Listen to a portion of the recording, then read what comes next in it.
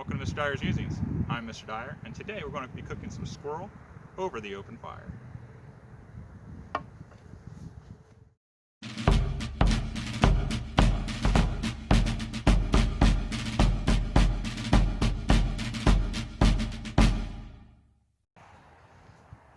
Hi, thank you for joining me today on my channel. As always, I'd like to thank my wife and family for their unconditional support. I'd like to thank my students for pushing me to be better, constantly learning, trying to find new things.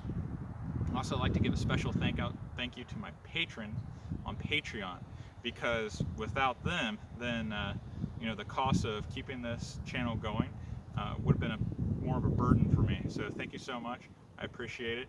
I have a top patron who just joined me a couple months ago, and with their gift I was able to continue making these videos, and as a gift they got a hand-picked 19th century straight razor from me that was honed, shave ready, and for them to use. So I hope if you're watching this that you enjoy it and you get many years of good service out of it. I'd like to thank you, my viewers and my subscribers, because also without you then there'd be no need for this channel.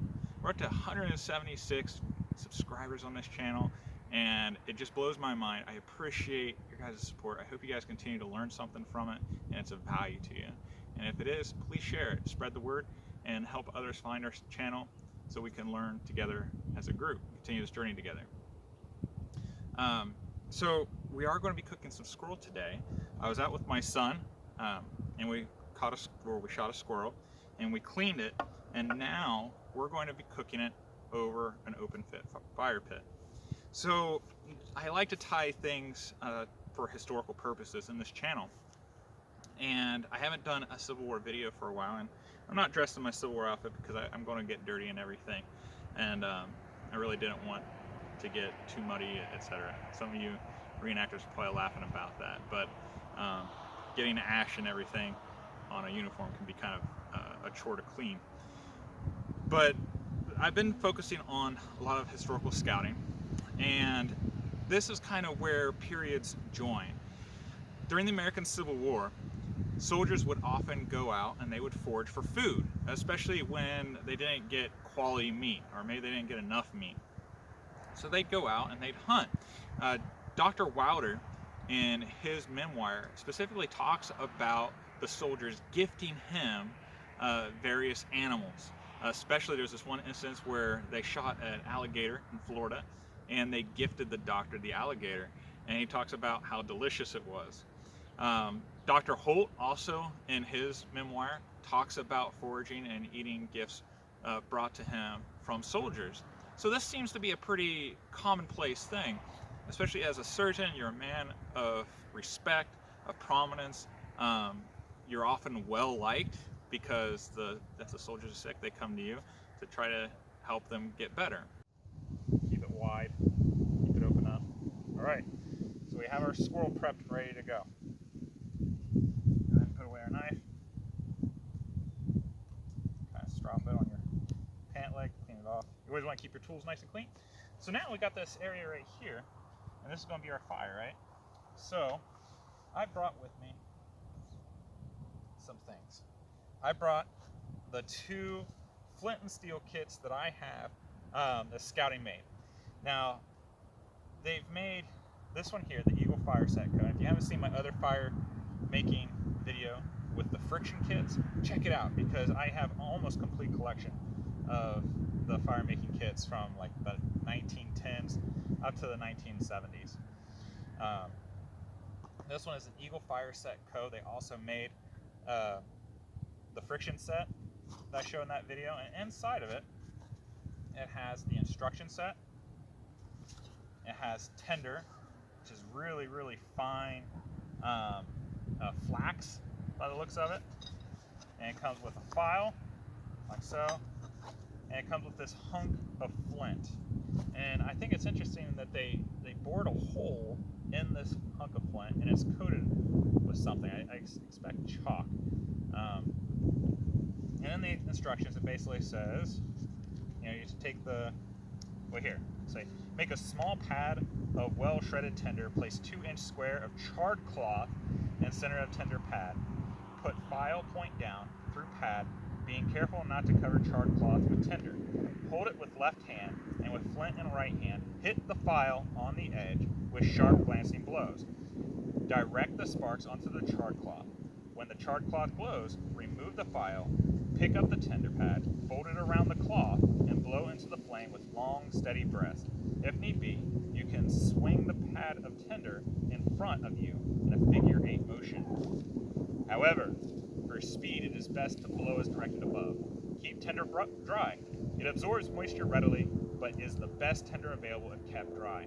Bake it if necessary. Extra tinder or charred cloth may purchase for 10 cents back from your local agent. Any questions on speed fire building, relays, or ceremonies will be cheerfully answered. Send self-addressed stamped envelope to the address given below. So there you go. Eagle Set Fire Coat, Indianapolis. Now, from my experience trying to use this, with it as large as it is, because you can't really make a fire unless you've got a nice sharp point. Inside, it has a little wax package charred cloth. And like I said, it has the flax. But without a sharp edge, and this is all round, it's really hard to get any sparks. And even if you take your file,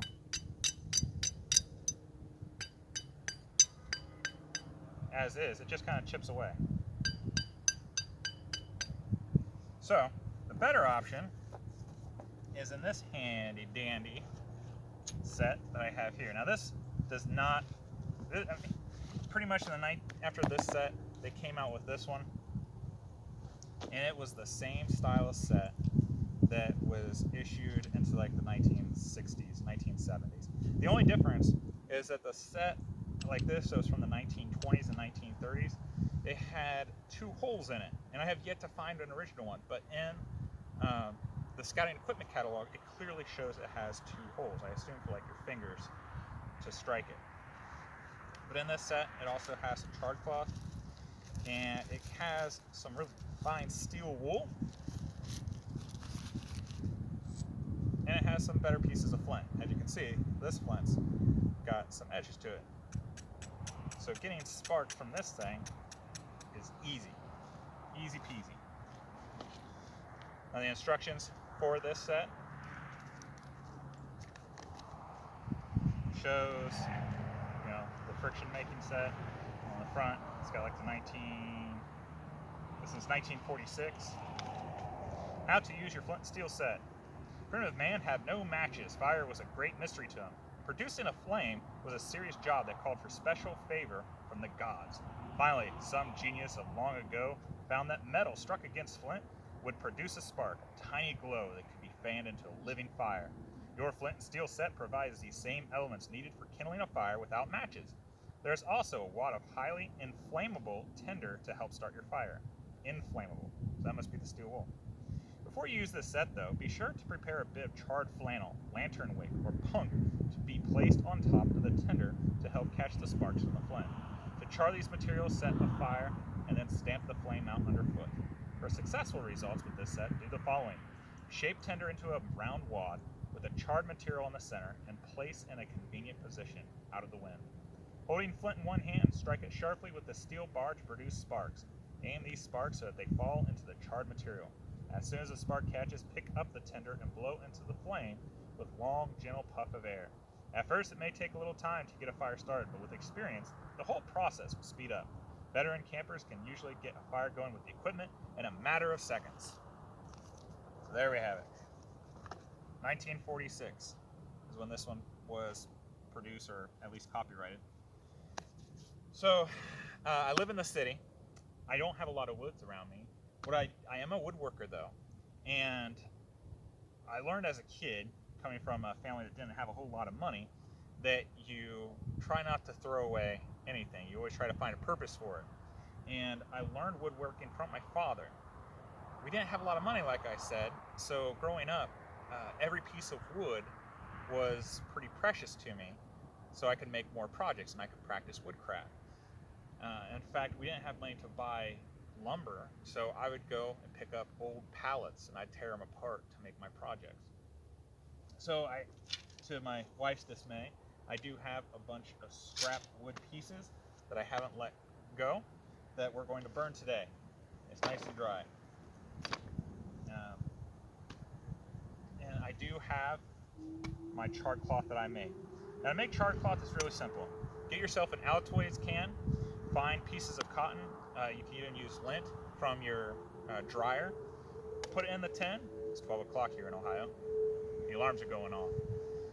But put lint in your Altoids tin, throw it in a fire, let it cook for about 15 minutes, take it out, let it cool down, and inside you will find nice black cloth. And that's it. That's charred cloth. It's really simple. You don't even need to put holes in it. I practiced doing it with holes first, and then I practiced making another tin with my sons. And with the Altoids tin, you don't need to put holes in it for it to work. So we have our charred cloth. We are going to use, I have never started a fire using steel wool. So I'm going to try that. I'm going to try putting my wad there. Always get your materials ready. I'll put my charred cloth there. We're going to break up our kindling.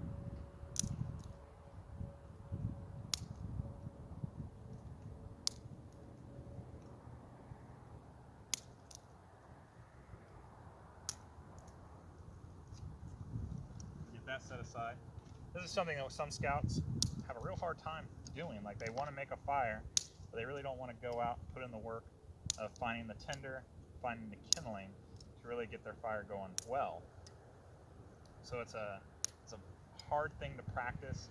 My dad, when he was teaching me how to make a fire, just for the small stuff like this, he said, what you do, you take off your hat and you fill up your hat with each type of kindling to get it started. And you start with something the size of like pencil lead, and you work your way up to your pinky. And at that point, you can start looking for stuff the size of your thumb, etc. And because of that sage advice and the practice and my dad's determination not to let me even think about striking a match or starting a fire without it, I have grown into a very competent fire builder.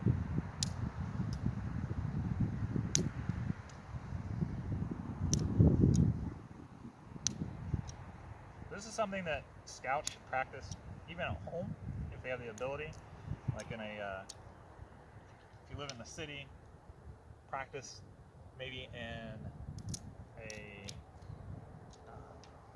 grill if you have enough space or your little village allows you, like what mine. I do have enough land. I've got about a half acre here.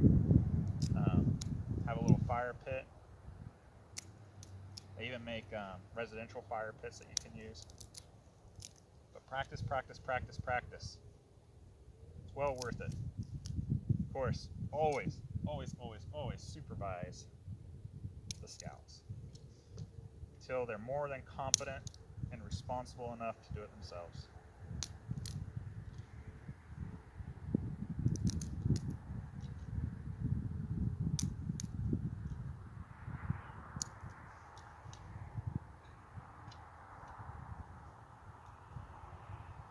Now, what's the best type of fire? The lean-to, the cabin, the pyramid, or not the pyramid, the teepee. When I was growing up, I always kind of lived by the teepee. And for a campfire, even in the Scout Handbook, it tells you that the teepee puts off the most light. So if you're really wanting a campfire, one that's going to be good for camp shows and stuff, go with teepee. If you're going with cooking fire, though, and this is also from my experience, a good cooking fire is always like the lean-to, especially if it's a windy area, a windy day, or a cabin. Cabin works out really well for cooking fire.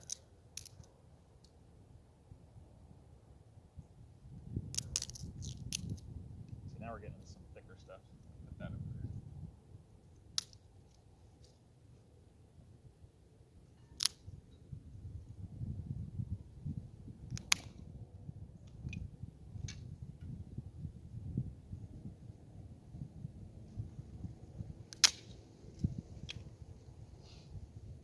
Some of this is oak.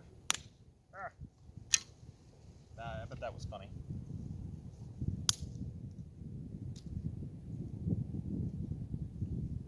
Most of it is ash, and ash is really good for fire building.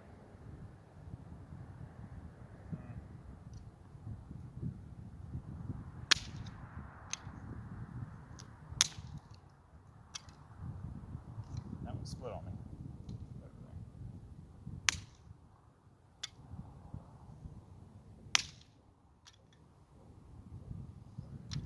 All right, I got our bigger stuff. Okay, you ready? Let's see if Mr. Dyer knows how to start a fire.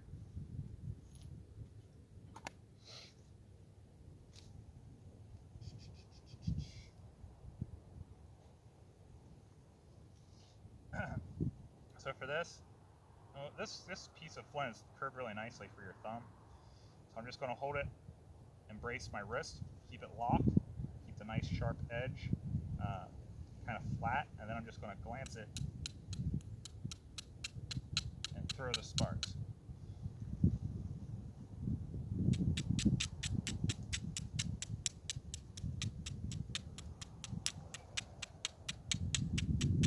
I'm getting it in there.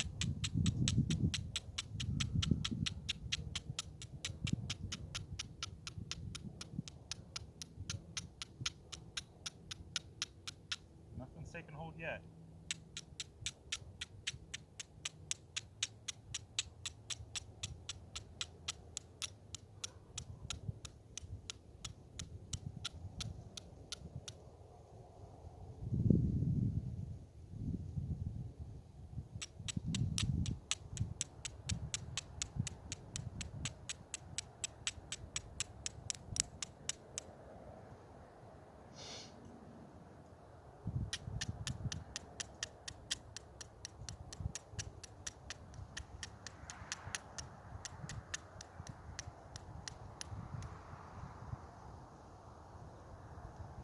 All bits of flint in there. It's not really taken yet.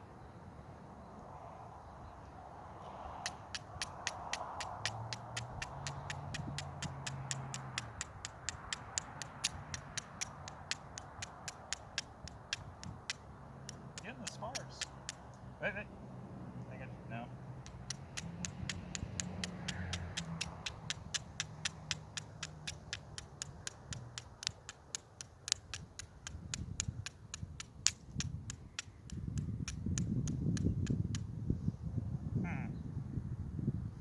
Not really getting it to catch.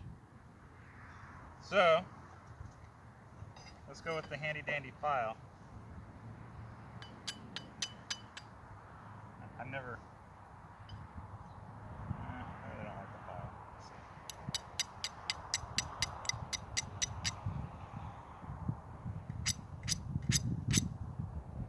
Hey, there we go. File's it.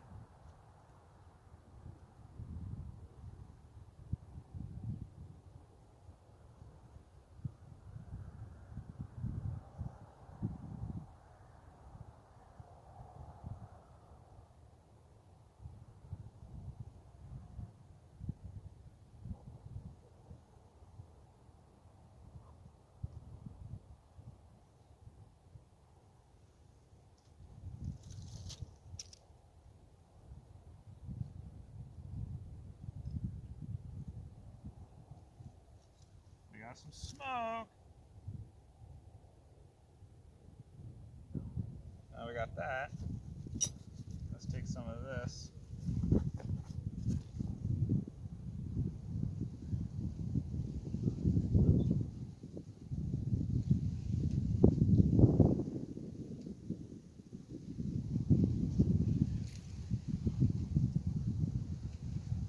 There we go. Okay.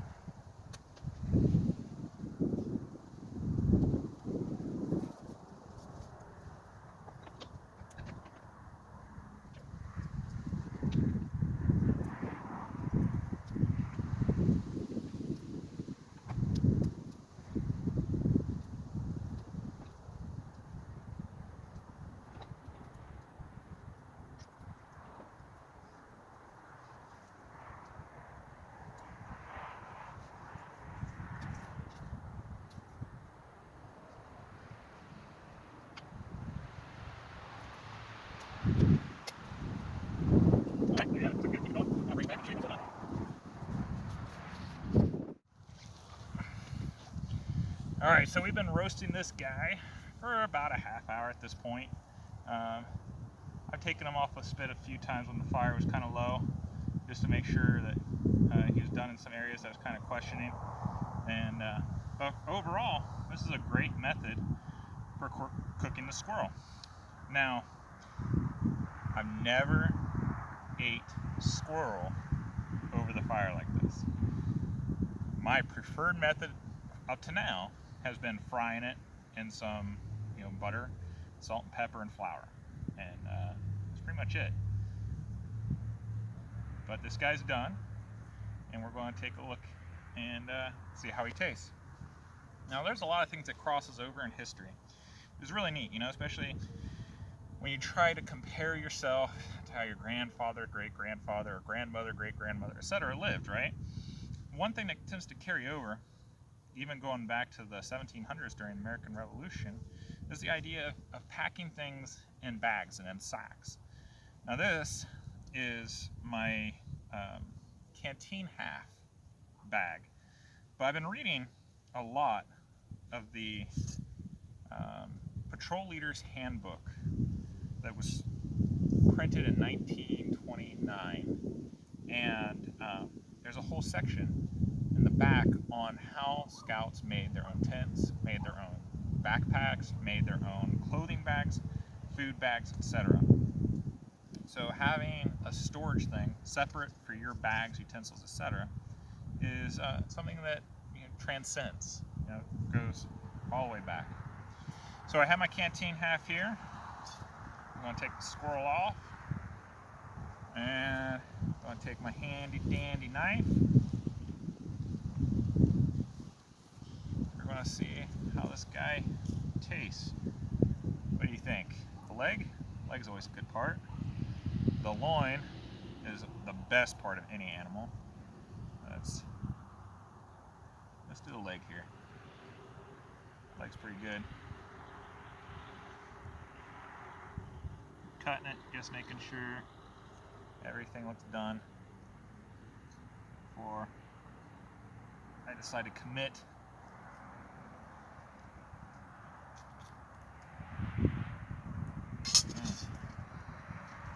Smells good. Smells really good.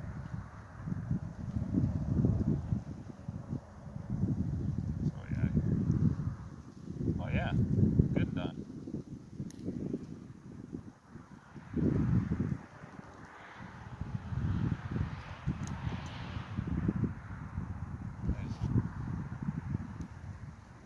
Take him right off the side there. So here we go. We got his leg. Looks like it's done.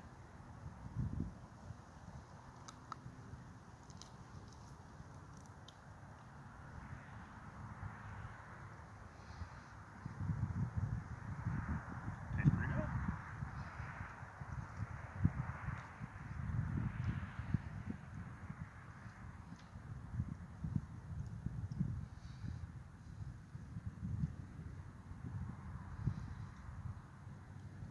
Yeah. There you have it.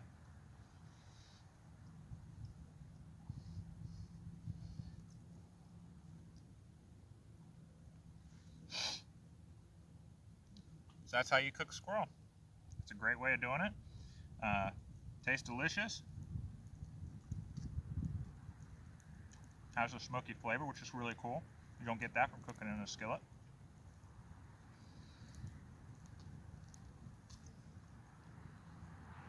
Now I will tell you this. It does have more of its natural flavor coming through, because it doesn't have, the flours covering it up and the grease and all that other stuff. But it's not offensive at all. It's very, very subtle. It just kind of separates itself a little bit from chicken. But you can see it's white. It's white meat.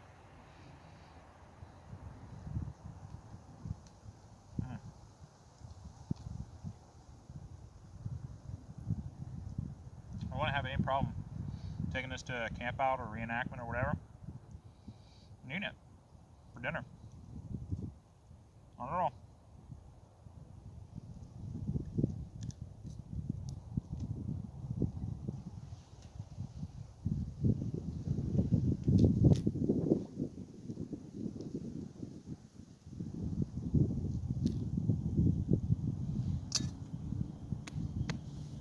So if I was a surgeon, I was gifted a squirrel, I